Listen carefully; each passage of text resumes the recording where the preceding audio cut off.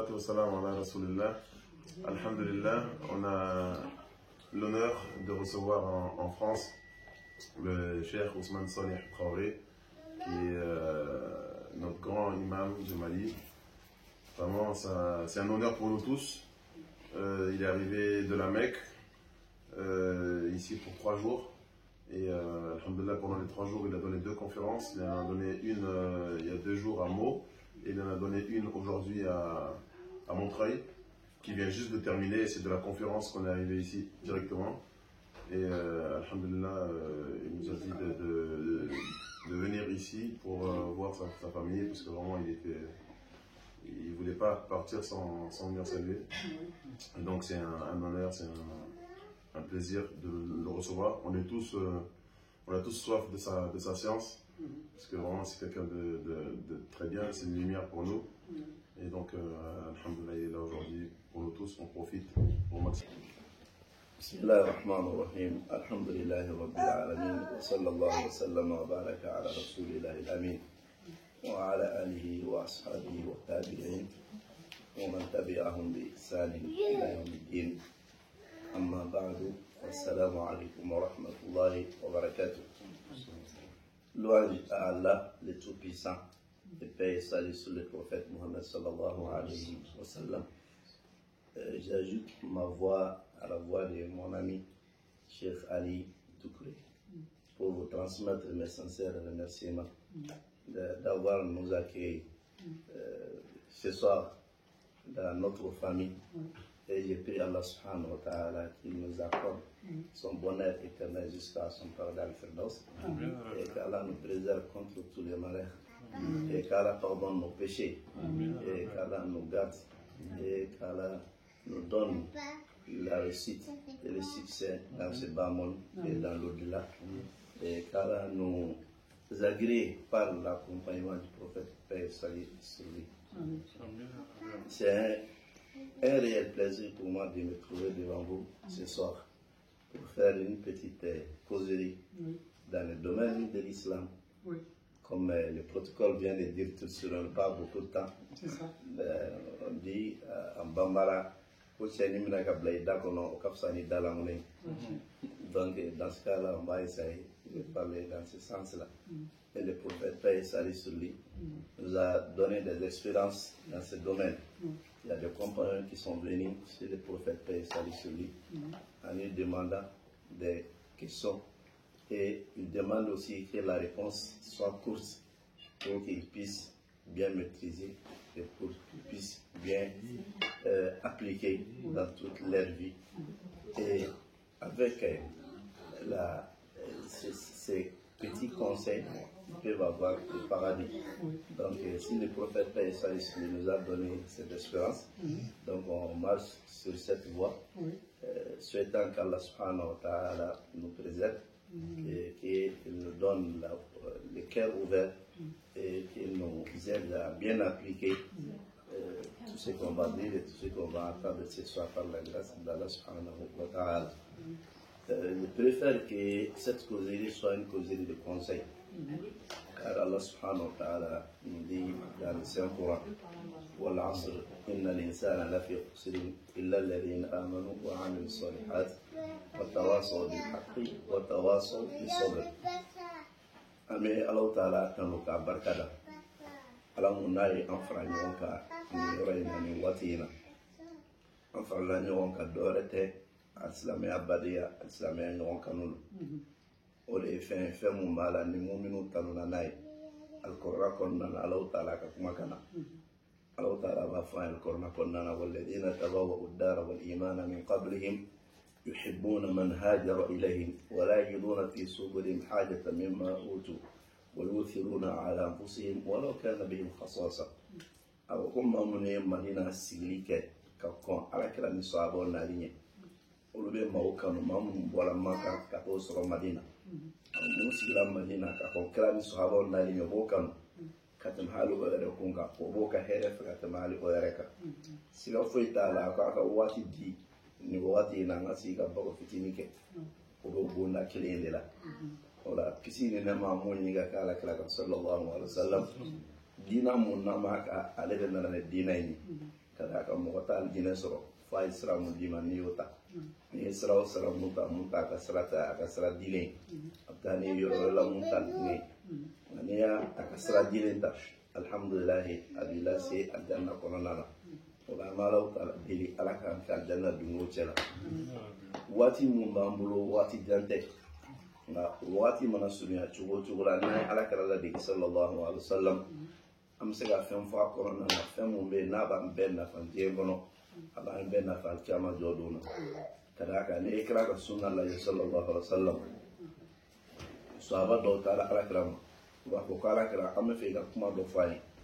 kuma mun b'a la ni kuma fitinin dɔrɔn don dakuruɲɛ kelen wali dakuruɲɛ fila kana tɛmɛ o kan i kana jɛn walasa an ka tanga ka baara kɛ n'a ye n'an ye baara kɛ n'a ye an bɛ don alijinɛ kɔnɔ sahabaw tun bɛ min fɔ alakira ye sallallahu alaihi wa sallam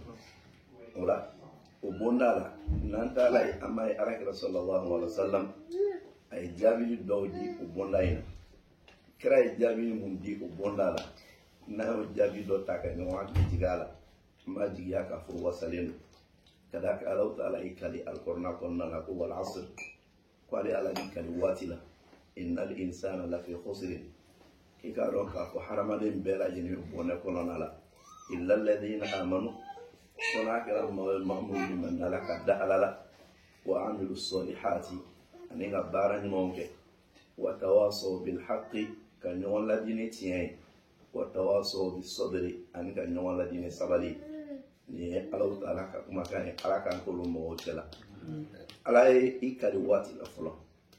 ka d'a kan hadamaden ka fɛn bɛɛ ye waati de ye an bɛ diɲɛ ɲɛnamaya in kɔnɔ waati ko don dɔ tɛmɛna an tun tɛ yan bi an bɛ yan wa don dɔ bɛ na an tɛna kɛ yan i n'a fɔ an dɔw jɛra cogoya mun na olu tun tɛ yan olu tɛ yan bi dɔw yɛrɛ bɛ yan an mana olu sɔrɔ yan don dɔ la an fana tɛna kɛ yan o ye ɲɛnamaya yɛrɛ cogoya de o la fɛn mun bɛ hadamaden bolo n'o de ka gɛlɛn i bolo fɛn bɛɛ ye n'a sɔngɔ ka gɛlɛn i ka waati de i ka waati de i ka jagokun y'i bolo ka dinɛ sɔrɔ i b'a sɔrɔ n'i si waati de k'i yɛrɛ kisi ka bɔ tasuma ma i b'a kɛ n'i si waati de k'i ka du jɔ i b'a kɛ n'i si waati de o de kama ala y'i kali waati la ka d'a kan fɛn bɛɛ bɛ waati de kɔnɔna la ka ni jaabi nana kɛ duman ye a bɛ fɔ hadamaden bɛɛ lajɛlen bɛ bɔnɛ kɔnɔna la bɛɛ bɔnɛlen don a bɛ kuma danna nin dɔrɔn ma an bɛɛ bɛ jɔ ka d'a kan ne ye hadamaden e ye hadamaden an bɛɛ ye hadamaden de ni ala ko an bɛɛ bɛ bɔnɛ kɔnɔna la kɔrɔ ye ko a tiɲɛna an bɛɛ bolo ka ban ala ma dan yɔrɔ in ma a ye dɔw bɔ a la ko illa alladhina amanu il a fait l'exception a ye exception kɛ ka mɔgɔ dɔw bɔ a la fo n'a kɛra mɔgɔ ye mɔgɔ minnu dara Alahu taala la ka limani ala ma o ye mankutu fɔlɔ ye kɔrɔ ye ne mɔgɔ minnu dara ala la i b'o de kɛ wa amilu solihat o tilala ka baara ɲumanw fana kɛ o tigi fana bɔnɛ tɛ wa tawasaw bil haqqi ka ɲɔgɔn ladi ni tiɲɛ ye olu bɔnɛlen tɛ wa tawasaw bis sabr ka ɲɔgɔn ladi ni sabali ye olu fana bɔnɛlen tɛ ni Alahu taala ka kumakan de o la ni ye nin lajɛ i b'a ye ladili fila fɔla nka tɔ ninnu bɛɛ ye kelen kelen de kelen kelen duma ka limaniya ka baara ɲumanw kɛ ladili fila ka ɲɔgɔn ladi ni tiɲɛ ye ani ka ɲɔgɔn ladi ni sabali o la ni aya in sura in mun filɛ na Imam Shafi'i rahimahullah a ko hali ni Alahu taala ma sura wɛrɛ jigin alikɔrɔna kɔnɔ ko n'a tun dala nin dɔrɔn ma lakɛfati k'a tun bɛ mɔgɔw wasa ka d'a kan n'i y'a lajɛ fɛn bɛɛ lajɛlen bɛ nin de kan fɔlɔ ala ye bɛɛ bila bɔnɛ kɔnɔna la o kɔrɔ ye maa minnu bɛ na fɔ n'olu tɛ bɛɛ bɔnɛlen don o la n'o fɔla bɛɛ ka kan ka hami mun na i b'i yɛrɛ bɔ bɔnɛ kɔnɔ cogo ɲuman na ala ye bɔda di i bɛ bɔ bɔnɛ kɔnɔ ni fɛn fɔlɔ min ye o ye limaniya de illa alladhina amanu limaniya ka da Alahu taala la limaniya ye fɛn fɛn min bɛ sabati dusukun kɔnɔna la n'a sabatila dusukun kɔnɔna la fɛn mun bɛ tugu a la n'o b'a tiɲɛtigiya o ye baara de o de kama ala ko wa amilu solihat ka tila ka baara ɲumanw kɛ an b'a fɔ baara ɲuman kelen da k'a caman bari o la o dala Alahu taala la ala kelen b'an tiya sabatilaw yɔrɔ filankafɛya t'o ka taabolo la foyi t'o ka taabolo la ala kelen b'an tiya sabatila o yɔrɔ ka d'a kan limaniya jɔsen ye wɔɔrɔ ye kada alala kili kada alaka cidiuna kada alaka kitabula kada alaka melekewla kada alkiyama jodona ani kada latigala ka fo ko here fon fon mun ya so nyana men kono ala de ala tika ka ki ni roy o toro no yi so nyana men kono na ala de nyana na ba ki so o fon de ma ko ni na o la limania e biskuna ko de ala te bara la koy do no sabatila mo mo ala ke le batia sabatila flanga fo ya foiti ka fo la limania sabatila ibe bo ka ta bonda flanga no e dumai we bara nyuma ke o bara nyuma mu ni bo ke sisa o le claro fly bara nyuma do be ala mu ki kan farda o doy al islamia do sen duri ola o al islamia do sen duri no e seli ala ki le batia ani seli joni ani sun doni sualola ani jaka boli nala ina folo dima ani ga edike nala ya seki ni bara nyimoy o bara nyimo claro flana mo medawka mo be non danke o rola ne ni mani folo enke e jalaki ngani tamenola e ta bonda flana no e nyondam bonda o nyonda ina alama mo gel sike kreyola ma dobe bara nyimo bonda la na fla sunne ga no alim dore be shiba nafla selle ga no am dore be alko na kala ne ga no am dore be e wasoro yani kata umura lo ga no alim dore be saka bore ga no am mo ka ni wonna yoro de ko yoro yi kuma o kuma mo mala ne bara si man do soro lay bulo mu me lasi alaw taala ma to ida kuna ja sababu di la kuna ja be dafa jombulo kuma dumana kuma mo ni kala bara ni mo fara ba ina mo leka baraka sallallahu alaihi wasallam dono la yeso habo nyinga ko bi dugu jela ka so jon suneno aw cela abubakar ko ni kili ako bi dugu jela ka so jon saraka bo cela abubakar ko ni ako bi dugu jela jon tugula janaza don nofe ako ko ali akala janaza ke rola ko bi dugu jela jon tarabo bana wa to doy ako ko ali ala kala sallallahu alaihi wasallam ko nunun te non dala jammo sila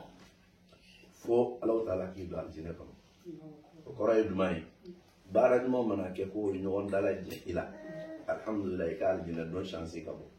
no mo ni ka bara mo ke ta do ala igal aljine don fa chance yo do ya ka to chu ya la do aljine don chance na do ala e bulo je ko no isele alama ka so ko chena wali chance ma so ray la do taala ko so mo ka mi ila da ko yorayna wala Allah taala kuma kam fo wa anna hadha sirati mustaqiman fattabi'uhu wala tattabi'u subula fatafarraqa bikum an sabili qali ala kasra isra kelende o ida da ala li man yasra baran mo mumbe na Allah taala o diyama ki ila do baran mo kelila ka ala ka fardaw dioti kana juri la di sewo ke bara la mun te fardawe o re kama Allah taala ko ala sa kursi konnala kwali ala ka jonti magere ali ala la ne barashi mun ga dai ka tame ala ya mun farda yake ko diko ni yo di ka ba wakati muna ibi ta ala ka teriya nyini na wala ki te faraben na flaw kan ga ke siri kunda sun kunda saraka bo kunda e di kunda korna kalam kunda barawra kunda ite faraw ke di la fion fali ala bi kan jondo ni ala ala ka kanu so ya bani na ala yi kanu ala ba fo jibrila ko nye ka sakam way ga kanu jibrila ba fo meleka we ko ala ko ka e ka sakam o ka kanu o meleka o fana ba fo hanama dewi ala e ka sakam o ka kanu la ka sai kanu me do ala na do sunu ala ka rahma kan fle sallallahu alaihi wasallam fe mo ma to ko dumai ko bara mun be ne wajibi teika na ala taala e anyini fe kikake wala saki madu ala Allah taala kada ka ala ka sallallahu alaihi wasallam ko ala ko hadisa kursi ko nala ko ne jomi madu ala ne shibriya kile ko ala ba madu ila ne no wanya kile ni madu ala ne no wanya kile ala ba madu ila ne bulo kala nya kile ni madu ala ne bulo kala nya kile ala ba madu ila ne bulo fla yere ke nya kile ko de kuma ne lo fitini ke ala le tamamba de ke récompenser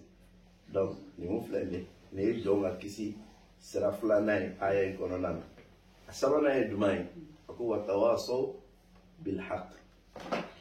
ka ɲɔgɔn ladi ne tiɲɛ ye tiɲɛ tɛ dɔwɛrɛ ala ko kira ko wa man asdaqu min allahi qila ala b'o fɔ an yɛrɛ kɔnɔna kɔnɔna la ko foyi tɛ yen mun ye tiɲɛ fɔla ye ka tɛmɛ ala kan ka ɲɔgɔn ladi ne tiɲɛ kɔrɔ adamadenw bɛ ɲɔgɔn bilasira a karisa nin mun filɛ nin ala ka diinɛ tɛ bɛn a fɔra ko k'a kɛ tan ni ala ko tan a karisa nin mun filɛ nin ala ye yamaru kɛ nin cogo de la ka ɲɔgɔn ladi n'o bɛ mɔgɔw ni ɲɔgɔn cɛ siga t'a la hɛrɛ camanba de bɛ bɔ a la ka d'a kan an yɛrɛ b'a fɔ bamanankan na ko na i ni m'i ladi i k'i jugu sara f'a k'i ladi hadamaden n'i kɛra ko mɔgɔ tɛ yen mun b'i ladi o kɔrɔ k'i bɛ taa i kun fɛ ka d'a kan i ni hadamaden ɲɔgɔn i balima ɲɔgɔn aw bɛ n'a fɔ duware cɛ n'a muso aw bɛ komi duware nin ɲɛ bɛ nin ja la nin fana ɲɛ bɛ nin ja la a bɛ ɲɔgɔn dɛmɛ ka ɲɔgɔn bila den n'a masa bɛ ten balimaw dama bɛ ten wa teriw fana dama bɛ ten a bɛ ɲɔgɔn dilan o ɲɔgɔn dilan in bɛ kɛ ne duman ye bin haqqi ne tiɲɛ de o tiɲɛ ye duman ye ala ye sɛbɛn o tiɲɛ ye duman ye ala ka kitabu o tiɲɛ ye duman ye ala kira ka sunna sallallahu alaihi wasallam nin de ye tiɲɛ ye mɔgɔ bɛ ɲɔgɔn ladi ni mun ye ala ka kumakan in kɔnɔna la ani diinɛ in ɲuman tali mɔgɔ bɛ ɲɔgɔn ladi ni o ye ladili fɛn filanan ye duman ye n'o ye jɔn ka kisi sababu ye waso sobiri o ye ɲɔgɔn ladi ni sabali dɔnnikɛlaw ko ala taala ye sabali fɔ nin laban in na mun na ka d'a kan sabali ni sabali t'i la i tɛ se ka limaniya sabali tɛ mɔgɔ min tɛ limaniya n'a den sara a b'a fɔ karisa de nɔ don o y'a dabali ne nafolo tiɲɛna a tɛ sigi ne bana y'a minɛ o cogoya kelen limaniya t'a di ko donc o b'a dɔn a bɛ dɔ fila ka fɔya la a tɛ k'a yɛrɛ minɛ ni sabali tɛ mɔgɔ mun na i tɛ se ka baara ɲuman fana kɛ ka d'a kan n'i y'a lajɛ ala ka farida dɔ bɛ di don wula fɛ de i bɛ wuli ka bɔ sunɔgɔ la k'a jira ko n ye ala ka jɔn ye n bɛ se ala ye ka fajiri se i bɛ wuli ka bɔ sunɔgɔ mun na ni sabali tɛ i la i tɛ k'a kɛ o n'o tɛ i b'a ye ko sunɔgɔ kɔni nin ye lafiya de an ka taa dɔrɔn mɛ ni sabali de bɛ yen i bɛ se ka jɛ sunɔgɔ kɔ k'a kɛ a dɔw la i bɛ se k'i ta nɛnɛ bɛ sabali de b'a to i bɛ se k'a kɛ sunkalo mana se i bɛ sun ka tile bɛɛ kɛ k'i kɔngɔ minɛ la ji bɛ i ɲɛ kɔrɔ dumuni bɛ i ɲɛ kɔrɔ i bɛ don ɲɛgɛn na ka ji bɔ i kan i t'a minɛ k'a min sabali de b'a to i bɛ se k'o kɛ cogoya kelen na i bɛ jaka mun bɔ i ka nafolo la nafolo kanu bɛ hadamaden na ka d'a kan yani nafolo kanu bɛ hadamaden na kira ka kumakan b'o la sallallahu alaihi wa sallam k'a kira ko fɛn dɔw bɛ yen fɛn fila bɛ yen olu ye denmisɛnnin de ye mɔgɔkɔrɔba la fɛn fila bɛ yen olu ye denmisɛnnin mɔgɔkɔrɔba la o kɔrɔ ye jumɛn ye fɛn fila bɛ yen mɔgɔkɔrɔba mana kɔrɔ cogo o cogo o fɛn fila ye denmisɛnnin de y'a la a fɔlɔ ka to diɲɛ kɔnɔ a filanan nafolo kanu i tɛ mɔgɔ si ye k'a si kɔrɔbaya la k'a k'a fɔ ko a y'a dɔn ka taa kɛ n'i y'a fɔ a ye kuma ko ala ka sini kɛnɛya di ma a fɔ ko a miira kɛnɛya ko ye gɛlɛya dɛ n'a ye sisi o ka kɛnɛya sɔrɔ a bɛ bato caman i b'a sɔrɔ saya kɔni bɛna paro ka taa de n'o tɛ denmisɛnnin b'a kanu cogo min na ale ka balo a mɔgɔkɔrɔba fana b'a kanu ta ale ka balo donc o ye kɔrɔ de ye k'a fɔ ko ka to diɲɛ kɔnɔ o bɛ denmisɛnnin na cogo min o mɔgɔkɔrɔba la ten filanan ye mun ye ala kɛra ko nafolo kanu a ka di denmisɛnnin ka nafolo sɔrɔ i tɛ mɔgɔ si ye ko ale bɛ nafolo baara la si kɔrɔbaya la a b'a fɔ ko n k'a bila fo n'a dɛsɛ la ko n jɛna nafolo ni fɛn bɛɛ kɔ n t'a ɲini tuguni n t'o ye donc o la kɔrɔ ye ko ni kanu in fila tɛ bɔ yen olu kanu fila ye denmisɛnnin hadamaden na ala kɛra ka kumakan mɛn sallallahu alaihi wa sallam o la o kanu mun bɛ hadamaden na k'a fɔ ko ala taala ka nafolo d'i ma san yɛlɛma na i k'i sigi k'o nafolo in jate a dɔ b'o la k'i b'o ta k'o di ala ma mɛ sabali k'i tɛ se o cogoya kelen na k'a fɔ k'i ka taa hiji kɛ ala taala ye hali n'i ye nafolo fara ɲɔgɔn kan ni sabali t'i la k'a dɔ bɔ a la k'i bɛ taa hiji ɔ sabali t'i la k'i ka wagati dɔ di hiji ma a mana kɛ cogo o tɛ taa o de y'a to ala taala ye nin fɔ laban na ko watawasaw bis-sabri bil-haqqi watawasaw bis-sabr o ye ɲɔgɔn ladi ni tiɲɛ ye ka ɲɔgɔn ladi ni sabali ye o la nin b'a jira k'a fɔ ko hadamadenw ka ɲɛnamaya a bɛ kɛ kunnaja ɲɛnamaya ye n'a munumuna nin de kɔnɔna la ka da ala taala la kelen a filanan baara ɲumanw kɛli sabanan ka ɲɔgɔn ladi ni tiɲɛ ye a naaninan ka ɲɔgɔn ladi ni sabali ye tiɲɛ baarali la ka d'a kan mɔgɔ tɛ se ka tiɲɛ baara ni sabali tɛ jama bɛ diɲɛ ɲɛnamaya mun kɔnɔna na bi fitinaw ka ca jarabi ka ca bala ko ka ca a bɛ sira bɛɛ lajɛlen na i bɛ jarabi ka denbaya la i bɛ jarabi sira bɛɛ la nka ni sabali bɛ yen alhamdulillah i bɛ tiɲɛ ka baara a mana na cogo cogo la i b'i yɛrɛ sɔn minɛ ka diɲɛ i yɛrɛ ni lɔgɔn kɔ k'a fɔ k'i b'a da Alahu Taala ma ala ye nin sira mun di k'o ye kisi sira ye an tɛna se ka foyi fɔ nin sigiyɔrɔ in na mun bɛ se ka an lawasa ka tɛmɛ Alahu Taala kan nin dili in kan o la waati ni a cogoya kama kuma ye an b'a sonsori nin yɔrɔ in na ka dugawu kɛ ala y'an fara ɲɔgɔn kan cogo min na ala k'an fara ɲɔgɔn kan firdawusi kɔnɔ ten an ka baaraw ala k'o kɛ ala kama baara ye limaniya ɲuman ala k'a di an ma a baara ɲumanw caman kɛli ala k'o nɔgɔya an ye ka ɲɔgɔn ladi ni tiɲɛ ye wagati bɛɛ la ala k'o k'an ka taabolo ye ka ɲɔgɔn ladi ni sabali ye tiɲɛ baarali la ala k'o nɔgɔya an ye ala k'an balo tiɲɛ kan k'an fatu tiɲɛ kan k'an bɔsi ka bɔ sitana bolo sigi mun n'an y'a kɛ du kɔnɔ k'ala ka kumakan fɔ ala ka barika don du in na ala ka barika don dudenw na ala ka barika don du jɔbagaw la ala ka du kɔnɔ mɔgɔw ka sigi dumɛ fo firdawusi kɔnɔna la o ka diɲɛ kɛ ɲɔgɔn fɛ ka taa lahara sigi ka ala k'o nɔgɔya o ye ala ka laban ko ɲuman d'an bɛɛ ma maa o maa mun se kɛlɛ in sɔrɔ ala ka bɛɛ sara hɛrɛ ɲuman na ala ka bɛɛ lajɛlen lakana ka bɛɛ bila sababa sira kan k'an kɛ ka ɲɔgɔn lajɛ lajɛ wɛrɛ la mun ye hɛrɛ lajɛw yanni an ka saya don cɛ ala k'o k'an ye an ka makɔrɔ minnu bɛ balo la ala ka barika don siw la ka laban ko ɲuman d'o ma ka kɛnɛya d'o ma minnu bɛ ji dɔgɔya an bɛ ala deli ala ka hinɛ o la ala ka yafa o ma k'o kaburu nɔrɔya ala ka yɛrɛ bɛɛ ɲa taga don na اللهم صل وسلم وبارك على عبدك ورسولك محمد وعلى آله وصحبه أجمعين وآخر دعوانا الحمد لله رب العالمين والسلام عليكم ورحمة الله وبركاته.